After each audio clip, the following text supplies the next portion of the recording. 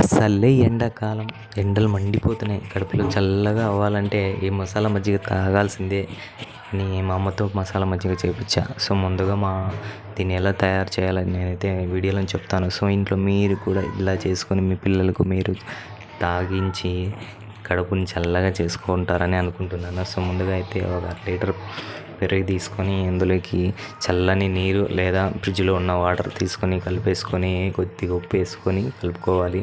తర్వాత కొత్తిమీర కొంచెం చిన్నగా కట్ చేసుకొని స్టవ్ మీద ఒక బౌల్ పెట్టుకొని అందులోకి కొన్ని ఆవాలు, 4 రెబ్బలు ఎండుమిర్చి, కరివేపాకు వేసేసి బాగా దూరగా వేయించి ఇలా మజ్జిగలోకి కలిపేయాలి.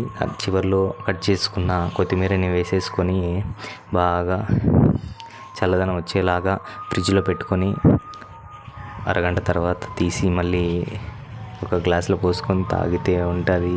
అసలు కడుపు